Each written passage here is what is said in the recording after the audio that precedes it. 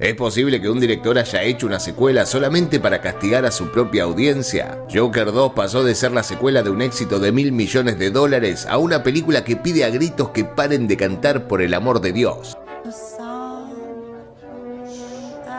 Cuando se habla del Joker, uno enseguida lo asocia con Batman y muchos esperaban un blockbuster descomunal, pero terminó siendo un drama oscuro influenciado por el cine de Martin Scorsese. Arthur Fleck acá no es un villano más de Batman. Es un símbolo para muchos que habían sido descartados por la sociedad.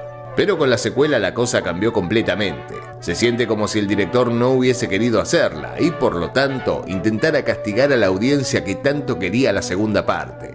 Mi nombre es Diego y hoy en el canal del Hood analizamos el ascenso y la caída del Joker. Sin más que decir, empecemos.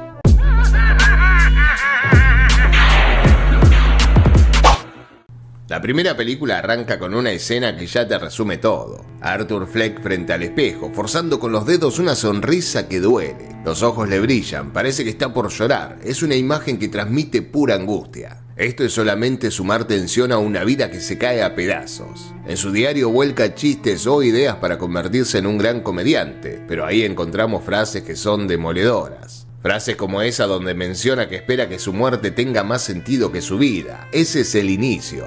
Lo que vemos es que Arthur no es un mal tipo. De hecho, hay actos que son injustos, incomprensibles y que van a tener sentido con su famosa frase de "usted no lo entendería". Recordemos la escena del colectivo. Cuando quiere tener un gesto de ternura con un nene, la madre lo malinterpreta y lo ataca pensando que está molestando a su hijo. Ahí aparece la risa involuntaria. What, you think that's funny? Arthur saca su tarjetita, esa que dice que tiene una enfermedad y que no lo hace a propósito, pero no hay disculpas del otro lado. Es tristísimo pensar que encima de padecer algo que no controla ni con 7 medicamentos por día, tiene que pedir disculpas constantemente por existir. A esto súmenle los pibes que le roban el cartel mientras trabajaba. Su jefe le echa la culpa de haberlo perdido, no le cree, no entiende que unos pibes en la calle se lo sacaron y encima lo cagaron a palo.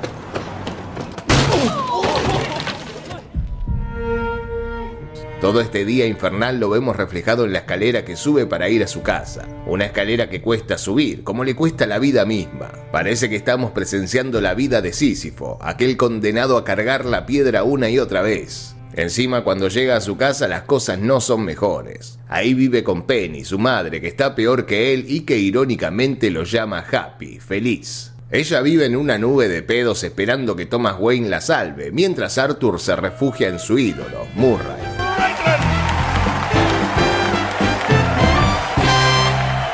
De Niro acá vendría a ser el padre ideal que a Arthur le falta. Alguien comprensivo que le diga que está haciendo las cosas bien, que lo valide. Como todo el mundo lo ignora o simplemente cuando lo ves para pegarle, él se refugia en la fantasía para continuar. Este anhelo, este sueño contrasta con la siguiente escena, donde vemos el cuerpo de Arthur todo flaco, puro hueso, estirando los zapatos para el show. Ahí aparece Randall, un compañero que parece tener un gesto empático y le entrega un arma para que se defienda. No sabe que lo que le está dando en realidad es un detonador. Cuando su jefe le echa en cara la pérdida del cartel, Arthur reprime y explota en el callejón. Ahí vemos apenas una fracción del odio guardado durante años. Y a la vuelta, esa escalera se ve más cuesta arriba que nunca. Después nos encontramos con otro refugio, Sophie. Arthur la cruza en el ascensor y un mínimo gesto lo confunde. Idealiza una relación y ahí empieza la locura. La sigue a todos lados de la forma más turbia hasta llegar al banco donde ella trabaja. Mientras tanto, él va a ver un show de stand-up que le va dando ideas para su carrera. En su diario vemos de nuevo chistes que van cruzando los límites y confesando un sentimiento que lo acompaña siempre. Ahí aparece la frase que se volvió viral por lo real que es. Lo peor de tener una enfermedad mental es que la gente espera que actúes como si no la tuvieras. Luego toda esa realidad se deshace en un hospital infantil. Se le escapa el arma bailando para nenes con cáncer y ahí mismo se queda sin trabajo. La frutilla del postre llega en el tren. 3 tipos de traje, los ganadores del sistema lo cagan a palos por reírse, por la misma condición que él debía fingir que no tenía para no ofender a los sanos. Es ahí cuando responde a los tiros. Baja a 2 y al tercero le vacía el cargador en la espalda. En ese momento, con un sonido agudo que nos taladra el oído, nace el Joker. Arthur se mete al baño y en lugar de llorar o agarrarse la cabeza por la culpa, empieza a bailar. Es un ritual de sangre, una escena improvisada por Joaquín Phoenix que dejó mudo a todo el equipo. A partir de acá, gente, el edificio mental es demolido por completo. La trabajadora social le dice que ya no puede brindarle apoyo por los recortes del Estado y que tampoco le puede dar su medicación. Las 7 pastillas ahora deberá buscarlas como pueda. Ahí le dice algo que tal vez sea lo más sincero de todo el proceso. They don't give a shit about people like you, Arthur. And they really don't give a shit about people like me either. Arthur la confronta. Ese usted no escucha es señal de que algo cambió, de que ahora necesita ser visto de verdad. Al llegar a su casa encuentra la carta de su madre para Thomas Wayne. Ahí decía que Arthur era hijo de ambos. Aparentemente una relación prohibida silenciada por un contrato de confidencialidad. Esto nos regala el encuentro con un Bruce Wayne de niño. Es un regalo simbólico, pero para Arthur es otro choque con la realidad. Cada detalle de ahora en más es otro escalón hacia la locura. Arthur decide participar en el show de stand-up, pero le sale muy mal. Un video de esa performance llega al programa de Murray, donde todos se cagan de risa de lo malo que es. Esta humillación pública, sumada al encuentro con Thomas Wayne, quien le dice que su madre estaba loca y le mete una trompada, es lo que termina de sellar el nacimiento del Joker. La escena donde se mete en la heladera buscando seguridad como si fuera un capullo es la mejor descripción de este momento.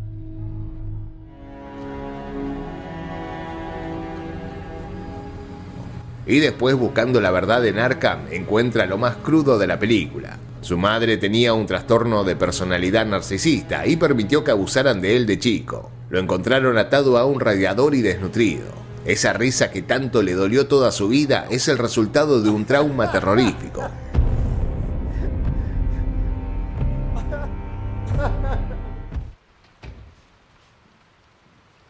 Oh my God. You're in the wrong apartment. Ahí, solo y sin identidad, descubrimos que Sophie era un invento de su cabeza. La escena donde la visita en el departamento después de haber visitado Arkham es puro terror psicológico. Encima la película juega un poquito con no saber si la mató, porque después de salir de su departamento se escuchan las sirenas de la policía o de las ambulancias. Después de entender que su vida no era una tragedia, sino una comedia, va a ponerle fin a la culpable de esta historia, Penny. En el hospital le quita la vida. Ahí la película se vuelve un torbellino imparable, pero tenemos un gesto de misericordia y algo de comedia real cuando Randall y Gary van a su casa. En ese momento se deshace de Randall de la manera más cruda, pero deja ir a Gary por haber sido bueno con él. Es un momento bizarro, que te saca una sonrisa involuntaria cuando Gary no alcanza el pasador de la puerta y tiene que pedirle a Arthur que le abra. Es una escena brillante por lo bien balanceada que está.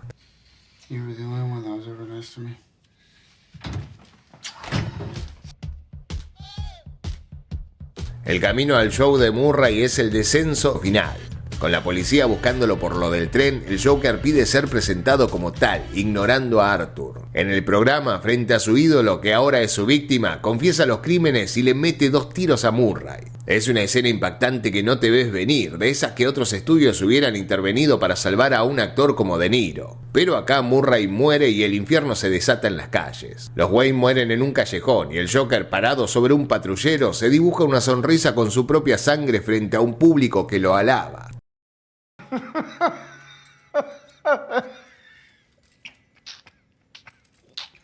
Al final, en la charla con la nueva psicóloga, el no lo entenderías lo dice todo. Nadie lo entendió nunca. Lo vemos salir del pasillo con los pies ensangrentados, dejando para nosotros si mató o no a la mujer, manteniendo firme la decisión de que así es su vida ahora, la que le quedó cómoda ante el abandono de todos.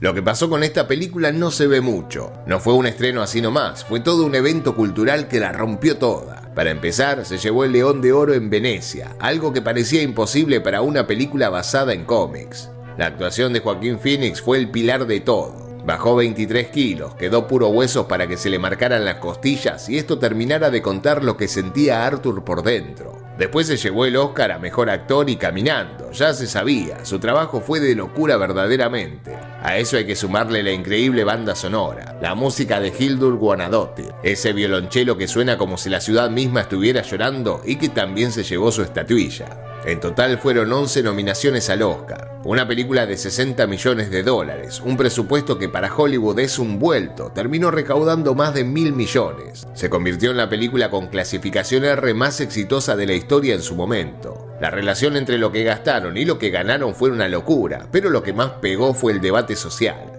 Se decía que la película era bastante peligrosa, que podía incitar a la violencia, que los incels la iban a usar de bandera. Hubo hasta seguridad reforzada en los cines de Estados Unidos. Y con razón, es totalmente entendible en un país que tiene más de 300 tiroteos al año en escuelas. Pero lo que sí pasó es que la gente se apropió de la historia. Las escaleras del Bronx se llenaron de gente bailando y el maquillaje del Joker empezó a usarse en todos lados, desde cosplayer en eventos hasta manifestaciones reales. La película tenía el ADN del cine de los 70, con ese realismo de Taxi Driver y El Rey de la Comedia. De hecho, ese fue el pico de excelencia de esta película visualmente. Scorsese está en parte de ese ADN, de la identidad de este Joker. Y acá la perlita es que Scorsese había sido considerado para ser el director, pero lamentablemente la rechazó. Después de esta película todos sentíamos que la historia de Arthur ya estaba terminada. Hasta el mismo director declaró en su momento que no iba a haber una secuela, que este Joker no podía encajar con un Batman más real. Con la vara por las nubes, nadie pedía una explicación más, la película se bastaba a sí misma. Por eso, lo que vino después fue tan decepcionante. From NCB Studios in Gotham City, ladies and gentlemen, it's the Joker and Harley Show.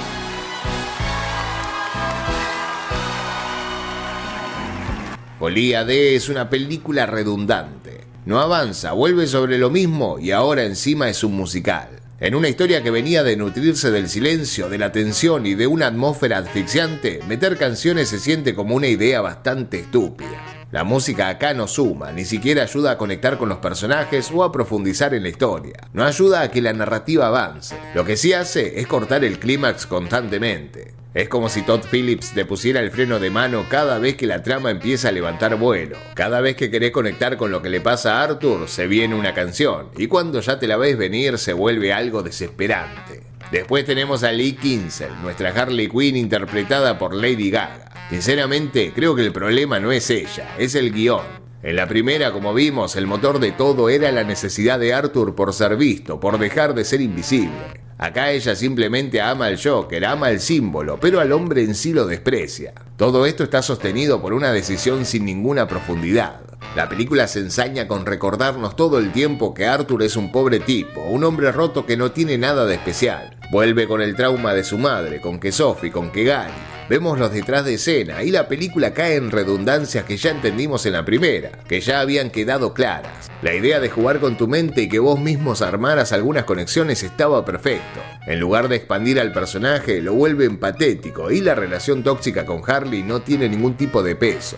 Como si fuera poco, la película se estanca en un juicio que es eterno. Es un drama judicial que repite otra vez lo que ya vimos. Para el que fue al cine esperando ver una evolución, encontrarse con un repaso de escenas que ya conocíamos fue un embole total. Para ser justos, hay alguna que otra buena escena, pero se convierte en escenas aisladas. Cuando Gary se sienta a declarar y le dice a Arthur mirándolo a los ojos que le tiene miedo, que ya no puede dormir y que él era el único que lo trataba como un igual, ahí la película recupera un poco de ese aliento. Arthur, que se creía un símbolo de justicia para los oprimidos, se da cuenta de que lastimó a la única persona que realmente lo quería. Y ahora hablemos del final, ese cierre donde lo liberan con la explosión. Para ser detenido nuevamente, vale aclarar, termina la relación de Harley de la forma más desabrida posible, dando a entender que no pasó nada. Nada narrativamente, no solamente a nivel relación. Vuelven a las escaleras, ese lugar que en la primera fue el escenario de la liberación absoluta, del baile con la música a tope, arriba. Pero acá no hay música, tampoco hay baile. Lee lo mira y le dice lo que él no quería escuchar y lo que nosotros terminamos odiando. No sos el Joker. Verlo a él llorando, mendigarle que se queden juntos mientras ella se va es muy bizarro, al menos para lo que se había construido. Pero lo peor de todo es que Arthur nunca fue el Joker que creíamos que era. O sea, siempre estuvimos viendo una película distinta a la que creíamos. El director lo explicó más adelante y ya vamos a meternos con eso. Al final Arthur muere y guiño guiño, el que lo mata parecía ser el verdadero Joker. Después de apuñalarlo, vemos que al fondo el pibe empieza a tallar la sonrisa del payaso en un homenaje que podríamos decir al Joker de Heath Ledger. Pero ni siquiera este pequeño homenaje salvó a esta película. Después del estreno y el golpe al bolsillo del estudio, el director dijo que la primera película se llamó Joker a propósito, no se llamó The Joker. No se llamó así porque sabía que no estaba haciendo una película del enemigo clásico de Batman. Y después confirmó que quien lo mató era el verdadero príncipe payaso del crimen. A mí me suena demasiado rebuscado y contradictorio todo esto, pero bueno, los leo en los comentarios. Ahora, ¿cómo se explica un fracaso tan grande? Están los que dicen que Todd Phillips directamente no quería hacer la película, entonces su decisión fue hacer la mierda. Hay entrevistas donde se lo ve muy poco entusiasmado, y sumado a lo que dijo después de la primera, donde afirmó que no iba a haber una secuela y que era una historia cerrada a lo Scorsese, todo refuerza esta teoría. También están algunas notas a Phoenix y a Gaga donde mucho esfuerzo no hacen por demostrar que la secuela era necesaria. Entonces, después de todo esto, el final tiene otro sentido. Es como decirnos, acá tienen al ídolo que quería. Bueno, ese tipo no existe, es un loco más y nada más. Es una forma de destruir a su propia creación y tirar la llave para que nadie le rompa las pelotas con una tercera parte. A esto hay que sumarle que la publicidad fue un engaño. Los trailers nos vendieron una revolución, fuego en las calles y a la pareja del año dominando Ciudad Gótica. Pero nada de eso existió. Tuvimos a un tipo que imaginaba que cantaba mientras vos en la butaca rogabas que pararan de una vez. Esa diferencia entre lo que esperabas y lo que terminaste viendo en la pantalla fue lo que terminó de hundir la experiencia por completo. Y el tema del presupuesto no es un detalle menor. Pasar de 60 millones a 200 millones de dólares te cambia las reglas del juego. Cuando metes tanta plata, en cierta parte se pierde esa identidad de cine más de calle que tenía la primera. La película se vuelve pesada y pierde esa chispa de autor para transformarse en un experimento carísimo que no hace pie en ningún lado. Al final, gente, la primera me parece insuperable. No va a haber otro Joker así, porque este realmente no encaja en el mundo de Batman como lo conocemos. Y eso está perfecto, es una versión distinta, desde otro ángulo. Un ángulo que nos demuestra que se puede seguir contando la historia de personajes más que conocidos de una forma más original. Y encima con presupuestos que no son los de los blockbusters tradicionales. La primera no necesitaba explicaciones ni mucho menos números musicales. Bastaba simplemente con esa imagen de la cara forzándose a reír con sus propias manos. Pero bueno, ahora quiero saber qué les pareció a ustedes. ¿Será que las dos películas juntas son una genialidad y la segunda simplemente fue incomprendida? ¿O sienten que es la estafa más grande del cine de estos últimos años? Todo lo que piensen déjenmelo acá abajo en los comentarios. Mi nombre es Diego y este fue el análisis del Joker, del Guasón para esta parte del mundo. Por mi parte, muchísimas gracias por haber llegado hasta el final y nos vemos en la próxima. Chao.